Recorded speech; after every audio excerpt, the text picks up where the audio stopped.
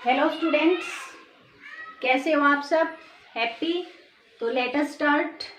Today we are going to the last uses, different uses हम कर रहे हैं बिल ऑफ एक्सचेंज के। तो लास्ट यूज जो फोर्थ केस है हमारा कि ड्रॉवर बिल ऑफ एक्सचेंज का फोर्थ केस में क्या यूज करता है, तो that is the today's topic और वो है हमारा when the bill is sent to the bank for collection. This is the fourth case.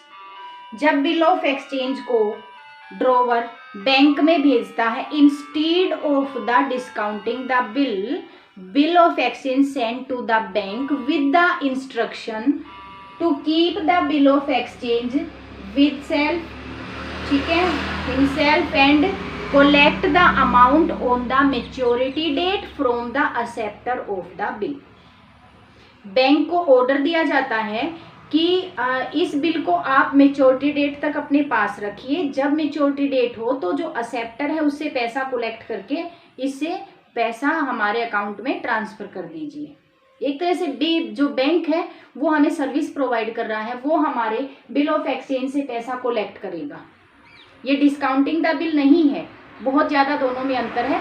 वो हमारा सेकंड केस था जब बैंक से डिस्काउंट है, जहाँ पे बैंक ने पैसा दिया। यहाँ बैंक कोई पैसा नहीं देगा, बैंक का काम केवल इतना है कि मेच्योरिटी डेट पर एक्सेप्टर से पैसा लेके और कंपनी के अकाउंट में डाल देना।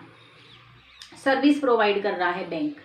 और जब ये इंफॉर्मेशन हमें मिल जाएगी, ठीक है, अब ये बात आपको याद रखनी है, बैंक हमारे अकाउंट को तभी क्रेडिट करेगा जब एक्चुअल में हमें उसे एक्सेप्टर से पैसा मिल जाएगा, तभी वो हमारे अकाउंट में पैसा डालेगा, जब एक्सेप्टर से पैसा उसे मिल जाएगा। और जब ये इंफॉर्मेशन वो हमें देगा कि आपके अकाउंट को क्रेडिट कर दिया है इतने अमाउंट से, तब हम अपनी पुस्तकों में एंट्री करेंगे। ठीक है, तो देखते हैं कि अकाउंटिंग ट्रीटमेंट क्या होता है जब ड्रॉवर अपने बीआर को बैंक के पास भेज देता है। किस लिए भेजा? For the purpose of collection के लिए भेजा गया है। तो देखिए, ड्रॉवी की पुस्तकों में कोई एंट्री नहीं होगी, ध्यान दीजिए, कोई एंट्री नहीं होगी। इन द बुक्स ऑफ ड्रॉवर की पुस्तकों में क्या एंट्री होगी? जब हम बिल को बैंक में भेजते हैं तो भी जिस डेट को बिल बैंक में भेजा जाए, एंट्री हो जाएगी bill sent for collection account debit. Bill sent for collection account debit to BR। First entry ये हो जाएगी, bill sent for collection account debit to BR। हमने BR को बिल सेंट फॉर कलेक्शन, एक नया अकाउंट आपको ओपन करना है। कौन सा? Bill sent for collection account. ठीक है, जब हमें इंफॉर्मेशन मिलेगी, बैंक हमें इंफॉर्मेशन देगा कि मेच्योरिटी डेट आ चुकी है और आपके अकाउंट में पैसा ट्रांसफर हो चुका है, तो उस दिन हम अपनी पुस्तकों में एंट्री करेंगे बैंक अकाउंट डेबिट। अब हमारे पास कौन सा अकाउंट है? बिल सेंट फॉर कलेक्शन है, तो 2 करोगे आप, bill sent for collection, bill sent for collection. यहाँ BR मत लिखना, BR की जगह किसने ले ली है? बिल सेंट फॉर कलेक्शन ने। तो सेकंड एंट्री जब पैसा मिलेगा तो ड्रॉवर अपनी पुस्तकों में ये एंट्री करेगा। ड्रॉवी की पुस्तकों में कोई अंतर नहीं है, कुछ नहीं होगा इस टाइम। ठीक है, केवल किसकी पुस्तकों में एंट्री हो रही है? ड्रॉवर की पुस्तकों में। क्या एंट्री होनी है? जब हम बिल को भेज रहे हैं बैंक में कलेक्शन के लिए, तो एंट्री करेंगे हम bill sent for collection account debit to BR। और जब पैसा मिलेगा तो एंट्री करेंगे bank account debit to bill sent for collection. तो ये 2 एंट्री होनी है। तो चलिए करते हैं इसका अकाउंटिंग ट्रीटमेंट। क्वेश्चन ले लेते हैं एक।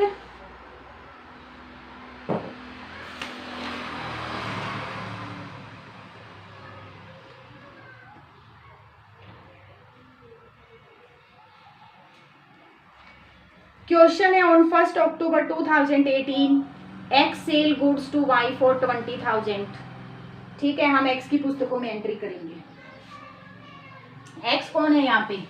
X ने सेल किया है, तो X कौन है? ड्रॉवर होगा। यहाँ पे X की पुस्तकों में एंट्री करते हैं, जो कि सेलर है। सबसे पहले उसने Y को सेल किया है, तो एंट्री क्या हो जाएगी?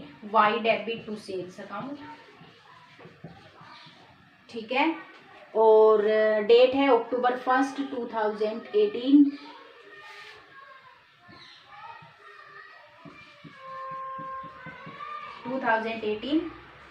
चलिए साथ साथ हम वाई का भी तैयारी कर लेते हैं। सेम डेट को परचेज किया है वाई ने, purchases account debit to X, amount रहेगा हमारा 20,000। सबसे पहले सेल परचेज हुई, हमने दोनों की पुस्तकों में एंट्री कर दी है। नेक्स्ट चलते हैं, ऑन दैट डेट, इसका मतलब सेम डेट को Y accepted a bill drawn upon him by X at 2 months for 20,000। Y ने बिल एक्सेप्ट किया है जो कि एक्स ने ड्रॉ किया था, तो सेम डेट को अक्टूबर 1 को ही हम लेंगे। ठीक है, बी आर मिल गया है, B R debit 20,000 to Y. Y की पुस्तकों में क्या करें, X debit to BP, bills payable है इसके लिए, ये एक्सेप्ट किया है इसने, एक्सेप्टर के लिए बिल्स पेबल होता है। नेक्स्ट 2 month का है, अभी ड्यू डेट निकाल लें एक बार। अक्टूबर 1 क्यों 2 month का है, तो अक्टूबर 1 के बाद नवंबर 1 और दिसंबर 1 और 3 दिन ग्रेस के दे दीजिए। इसका मतलब दिसंबर 4 को ड्यू डेट है हमारी। ड्यू डेट कब है हमारी, दिसंबर 4। चलिए आगे देखते हैं। X retain the bill till the due date and on the due date send the bill to the banker for collection. क्या लिखा है, एक्स ने बी आर को ड्यू डेट तक अपने पास रखा और जिस दिन ड्यू डेट है उस दिन बैंक में भेज दिया। तो ड्यू डेट निकाल ली है हमने, दिसंबर 4। ड्यू डेट क्या है, दिसंबर 4। दिसंबर 4 को एक्स ने क्या किया, बी आर को भेज दिया है bill sent for collection account debit, bill sent for collection account debit 20,000 to bank account to B R account.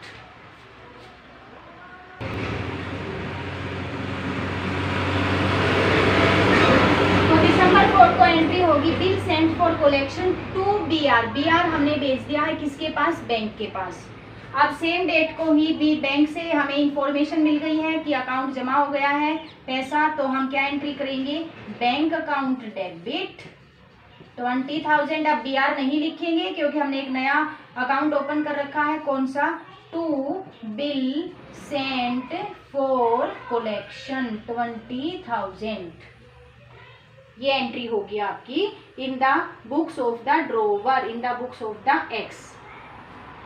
अब वाई की पुस्तकों में देखिए, दिसंबर 4 को वाई केवल अपनी पुस्तकों में एक ही एंट्री करेगा, क्या, अपने बीपी को पे करने की। तो एंट्री हो जाएगी बीपी अकाउंट डेबिट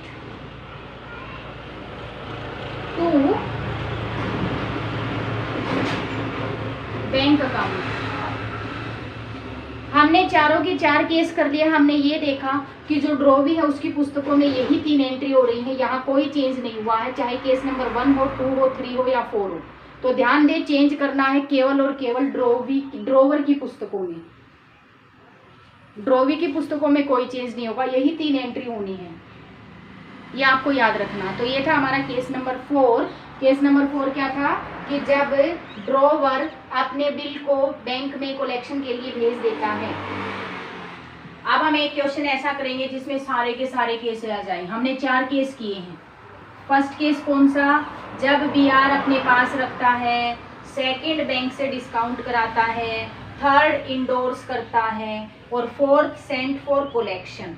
तो एक क्वेश्चन में ये चारों के चारों केस है। चलिए वो क्वेश्चन अब हम कर लेते हैं एक बार, ताकि आपको थोड़ा सा रिवीजन हो जाए। A bill for ₹10,000 is drawn by A on B, which is duly accepted by the latter. A ने B के ऊपर बिल लिखा है 10,000 का, B ने उसे एक्सेप्ट कर लिया है। Is duly met by B on its due date, और ड्यू डेट पे B ने इसको भुगतान भी कर दिया है, डेट नहीं दे रखी। Show the entry would be passed in the books of A and B under each of the following circumstances। यहाँ पे 4 circumstances दे रखी हैं। क्या है, first A retain the bill। अब देखिए A की पुस्तकों में कर रहे हैं, सबसे पहले हम A की पुस्तकों में डेट नहीं दे रखी है, तो सबसे पहले A ने BR मिला है B से, to B 10,000। Second entry, case number first. हम सेकंड एंट्री से केस नंबर फर्स्ट डाल रहे हैं, क्यों? क्योंकि BR मिलने का तो सभी केस में एक जैसी एंट्री होती है, तो वो तो हमने एक बार कर दी। अब हम केस वाइज अलग अलग एंट्री करेंगे। तो यहाँ पे केस नंबर 1 है, और केस नंबर 1 में आपको दिया हुआ है if A retain the bill till the due date. ठीक है, अगर ए अपने पास रखता है तो केस नंबर 1 मैंने लिखा, यहाँ पे जो सेकंड एंट्री होगी भाई वो होगी ड्यू डेट पे होगी। जब पैसा मिलेगा तो एंट्री होगी bank account debit to BR। ये केस नंबर 1 है। ए ने मेच्योरिटी डेट पे पैसा मिल गया है। ठीक है, अब केस नंबर 2, केस नंबर 2 देखते हैं क्या है। केस नंबर 2 में लिखा हुआ है if a discount it with his bank for ₹9,750, 9,750 में वो बैंक से डिस्काउंट करा लेता है। तो फिर ए की पुस्तकों में एंट्री देखिए भाई, जब बैंक से डिस्काउंट कराता है तो बैंक अकाउंट डेबिट कितने में कराया? 9,750 में। तो हमें कितने मिले? 9,750। डिस्काउंटिंग चार्जेस डेबिट कितने का हुआ? डिस्काउंटिंग चार्जेस 10,000 का था, 250। 2 क्या लिखेंगे? BR, बैंक के पास चला गया। कितने का? 10,000 का। अगर BR को डिस्काउंट कराता है बैंक से तो ये एंट्री होगी। अब नेक्स्ट चलते हैं केस नंबर 3। ठीक है, केस नंबर 3 है आपका if he endorse it to his creditor C in full settlement of his डेप्ट 10,000 20,100। इसका मतलब ए ने इंडोर्स कर दिया है C को, और C भाई क्रेडिटर्स 10,200 से था, लेकिन ए ने क्या किया? केवल 10,000 का BR दिया है और फुल सेटलमेंट आपको लिखा हुआ है। तो हमें पता है भाई फुल सेटलमेंट है, 10,000 दिए हैं, देने थे 10,200, तो भाई यहाँ पे 200 रुपये डिस्काउंट है। यहाँ पे 200 डिस्काउंट है, जो ए ने डिस्काउंट दी है वो C को मिली है, C को मिली है। ठीक है, तो देखते हैं केस नंबर 3 में ए अपनी पुस्तकों में क्या एंट्री करेगा। C debit the receiver 10,000 to BR। BR कितने का था? 10,200 लिखेंगे यहाँ, क्योंकि C 10,200 से क्रेडिटर्स था, BR 10,000 का था। तो 200 रुपये कहाँ? डिस्काउंट, हाँ डिस्काउंट रिसीव हुई है भाई, ए को पे करना था ना, ए को डिस्काउंट रिसीव हुई है, डिस्काउंट रिसीव्ड अकाउंट 200। ये एंट्री होगी केस नंबर 3 में। अब आते हैं हम केस नंबर 4।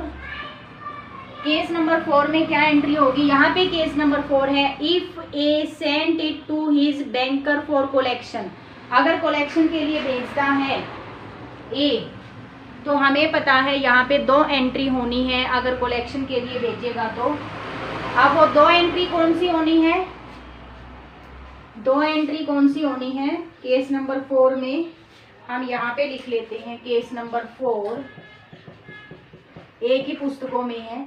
2 एंट्री कौन सी होनी है? Bill sent for collection account debit,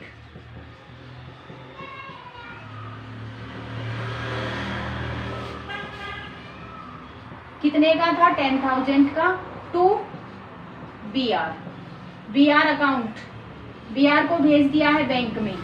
और दूसरी एंट्री भी होती है केस नंबर 4 में, 2 एंट्री होती है। जब पैसा मिलेगा तो एंट्री क्या होगी?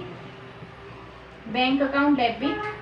यहाँ पे 2 एंट्री होंगी केस नंबर 4 में, आपको याद रखना है।